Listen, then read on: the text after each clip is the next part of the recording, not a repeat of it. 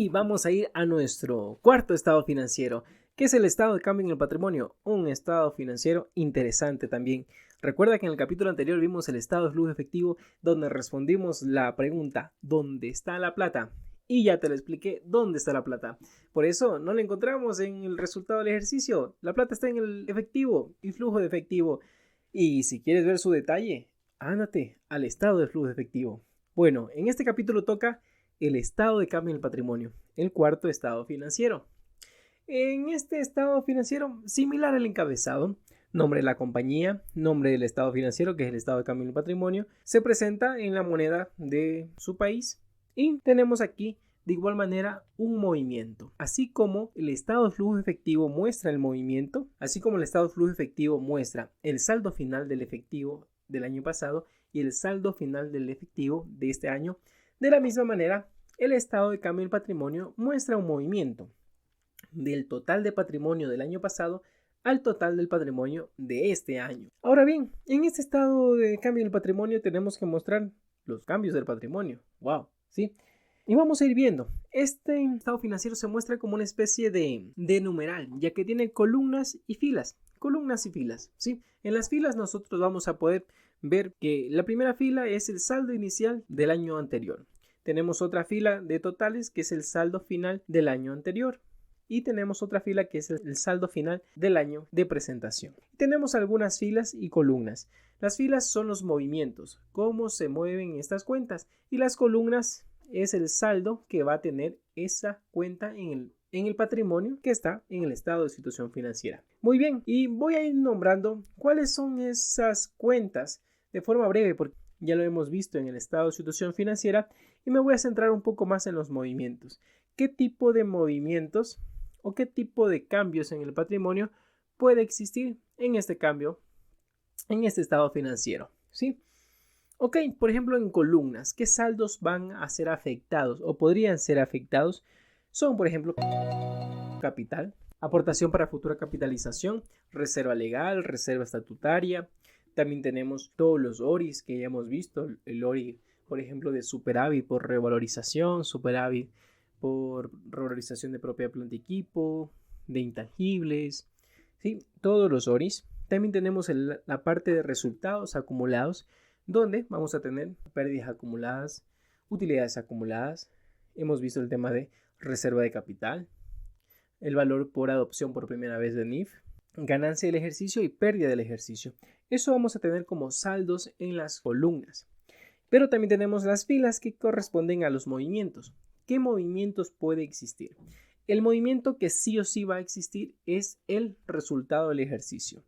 El resultado del ejercicio del año anterior al año actual ya no va a ser el resultado del ejercicio, porque ya tenemos un nuevo PIG, un nuevo estado de resultados, y allí está el nuevo resultado del ejercicio.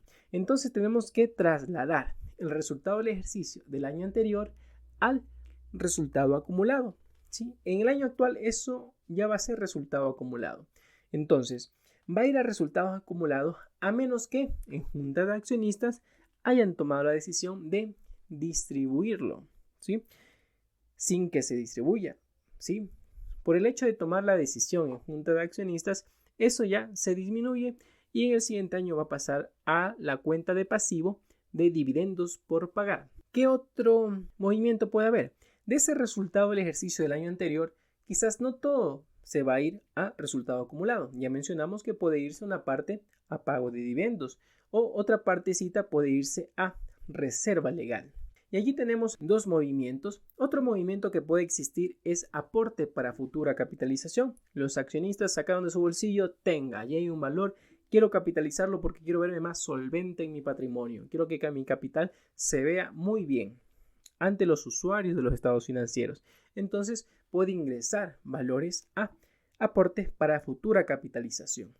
¿Sí? Aquí también pueden existir lo siguiente, puede haber una enjuagación, una lavación, por ahí alguna cosa de las pérdidas. Si usted tiene un saldo por ahí de reserva facultativa, esa reserva facultativa puede enjuagarlas con las pérdidas acumuladas.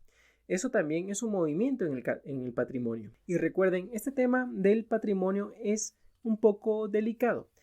El patrimonio se lo mueve siempre y cuando haya aprobación de sus dueños. ¿Quiénes son sus dueños? Los socios o accionistas.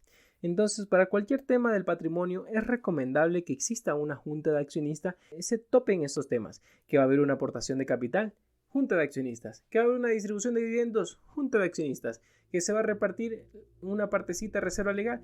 Allí ya no es tan necesario porque eso es obligatorio. Que se va a enjuagar las pérdidas, junta de accionistas. Que se va a revalorizar alguna propiedad, planta y equipo, junta de accionistas. Se debe tener aprobación de la junta de accionistas para poder tocar el patrimonio. Adicional, tenemos también la presentación de los valores o el registro de los valores de todo lo que corresponde el ORI. Cada una de las cuentas que ya hemos nombrado del ORI, que son otros resultados integrales. Si deseas saber un poco más, complementa con el capítulo anterior de estado, el capítulo del estado de resultados integrales y el del estado de situación financiera. Adicional, dos temas muy interesantes en este estado de cambio en el patrimonio. Aquí pueden existir correcciones de errores o cambios de políticas contables. Habíamos mencionado nosotros en los primeros capítulos, me parece que es en el número 2 o en el número 3, sobre las políticas contables. Habíamos hablado sobre la globalización y habíamos hablado un poco sobre los errores contables. Que la norma es sabia, la norma internacional es sabia y nos dice, ¿sabe qué? Yo soy consciente de que usted puede cometer errores y aquí está una norma para que usted los corrija. Cuando usted se dé cuenta de que en periodos anteriores ha existido un error y esa corrección de error se presenta en este cambio, en este estado de cambio en el patrimonio. Por tal motivo, hay una fila para los valores de ajustes por corrección de errores contables, materiales. Entonces, hay esa fila para la corrección de errores contables materiales. Muy bien, allí usted me corrige algún error cometido. Sí, como por ejemplo un error muy común es darle una vida útil a los activos al límite máximo permitido por el SRI. El SRI dice, ¿sabe que usted no me puede depreciar más del 20% anualmente los vehículos? Bueno, yo quiero consumirme el gasto lo más pronto posible, yo voy a depreciar al 20% anual. Pero el vehículo le duró 10 años. Al sexto año ya no tiene que depreciar. Eso es un error contable y lo puede corregir porque tomó una mala política contable de elegir la vida útil. Esa corrección de error se muestra aquí. También se muestran los ajustes por cambios de políticas contables. Habíamos mencionado de forma breve que los cambios de políticas contables se deben hacer desde el principio, como que siempre hubiese utilizado esa política contable. Como mencionamos, el método de depreciación. Sí, en la pandemia hubieron algunas interrogantes de algunos clientes que decían, en la pandemia no hemos utilizado propiedad, planta y equipo. ¿Por qué quiere que yo deprecie propiedad, planta y equipo si no he utilizado? Si deprecio, mando mucho gasto y tengo pérdidas y no puedo financiarme. Suena mal, es como que un poco ilógico, pero la norma lo exige. Si usted tiene el método de línea recta, todos los años tiene que depreciar. Use o no use la propiedad, planta y equipo. Eso es una política contable, la elección del método de línea recta. Pero si hubiese usted elegido el otro método de unidades de producción, si fuera usted una industria, hubiese depreciado solo las unidades producidas. Entonces, si usted al ver este beneficio quiere hacer ese cambio de política contable, lo que le toca es hacer ese cambio desde el inicio, desde 5 o 10 años, como que si esa política contable siempre se hubiese utilizado. Y allí viene el tema de presentar estados financieros retrospectivos, estados financieros corregidos o reexpresar estados financieros, haciendo un ajuste retrospectivo, bien sea para el cambio de política o bien sea para la corrección de error. Y esos valores se presentan aquí, en el estado de cambio en el patrimonio. Muy bien, ahí hemos nombrado algunos temas. Y bueno, hay que presentar en las notas un antes y después, un antes y un después de esa reestructuración o de esa reexpresión de estados financieros, en la cual ya no tan solo vamos a presentar 2 estados financieros, el año anterior y el año actual, sino 3, por lo menos 3. Ok, muy bien, y allí hemos nombrado 2 puntos importantes que se muestran en el estado de cambio en el patrimonio. Y bueno, también para poder saber medianamente, no exacto, si es que este estado financiero está bien, pues nos debe cuadrar el saldo inicial es el patrimonio del año anterior y el saldo actual es el total de patrimonio que está en el estado de situación financiera. Si nos cuadra el total de patrimonio en el estado de cambio del patrimonio con el total de patrimonio en el estado de situación financiera, pues podemos comprobar que está bien. Bueno, y aquí en el estado de cambio del patrimonio no se muestra el tema, por ejemplo, de venta de acciones o participaciones. Usted pudo haber tenido esa compañía 5 socios el año anterior y en este año se cambiaron los socios o se distribuyeron, incrementaron los socios porque se vendieron acciones. Eso no se muestra aquí en el estado de cambio del patrimonio. En el estado de cambio del patrimonio se muestra el capital. Ese capital de quien sea es el mismo, ¿sí? Siguen siendo los $50,000, $100,000, el valor que tenga usted de capital sigue siendo el mismo. A menos que, bueno, otros temas, por ejemplo, es el hecho de emitir más acciones. Si fuera una sociedad anónima, emite más acciones o emite más acciones y vende esas acciones o recompra esas acciones. Esos temas sí son temas un poco no tan comunes, pero irían también en el estado de cambio del patrimonio. Ahora bien, allí tenemos el estado de cambio del patrimonio de una empresa normal, de una empresa que presenta estados financieros individuales. Sí, ya vamos a topar ese tema de tipos de estados financieros. Hemos concluido ahora con el cuarto estado financiero, que es el estado de cambio del patrimonio.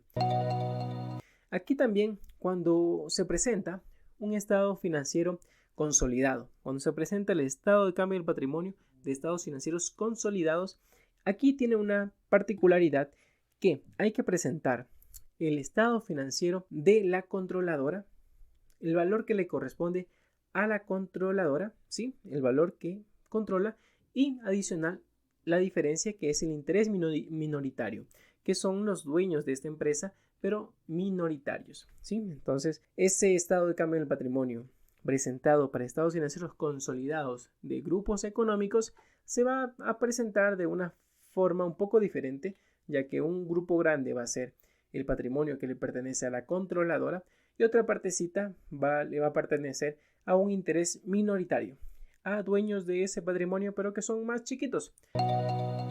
Ahora bien, en esta parte vamos a hablar un poquito sobre diferentes tipos de estados financieros, ¿sí? Ya que hablamos y topamos un poquito el tema de estados financieros consolidados. Hay estados financieros individuales. Todas las empresas presentan estados financieros individuales, ¿sí? Eso es lo que nosotros presentamos. Pero si usted es una empresa que tiene inversiones en acciones, eso quiere decir que tiene una subsidiaria, ¿sí? Usted por ahí tiene inversiones en acciones y esas inversiones en acciones de esa compañía, o sea, yo como compañía soy dueña de acciones de otra compañía. Esos son inversiones en acciones. Y esas inversiones en acciones, al momento de yo comprar esas acciones, tienen un valor. Yo las compré a 100,000. Sí, ese es el costo, al valor inicial. Pero después, al cierre del ejercicio, yo tengo que considerar cuál es el porcentaje de acciones que yo tengo de esa empresa. Puede ser el 20%, 30%, sí, digamos que es el 20%. Y esas inversiones en acciones deben medirse al BPP, valor promedio patrimonial. ¿Sí? Y eso quiere decir que va a incrementar su activo de inversiones en acciones o va a disminuir de acuerdo a cómo se maneje el patrimonio de esa compañía en la cual yo soy dueña de esas acciones. Si el patrimonio de esa compañía en la cual yo soy dueña de acciones incrementa, pues yo incremento mi activo. Si disminuye, disminuyo mi activo. ¿Sí? A menos que, si usted no quiere estar haciendo ese más menos, usted puede presentar ya no estados financieros individuales, sino elegir como política presentar estados financieros separados. De esa manera usted va a presentar sus inversiones en acciones al costo. Allí tenemos otra forma de presentar estados financieros. Hemos visto individuales y separados. Hay otro también que se puede utilizar, son los estados financieros intermedios. ¿Sí? ¿Qué es un estado financiero intermedio? Es un estado financiero que se hace lo mismo con todos los ajustes de un estado financiero completo, pero en tiempos menores a un año. Por ejemplo, pueden ser a 6 meses. Presento estados financieros a junio o cuatrimestralmente o trimestralmente, siempre y cuando se aplique todos los ajustes y revelaciones y mediciones a ese periodo que se quiere presentar. Entonces allí tenemos 3 tipos de estados financieros: individuales, separados, intermedios.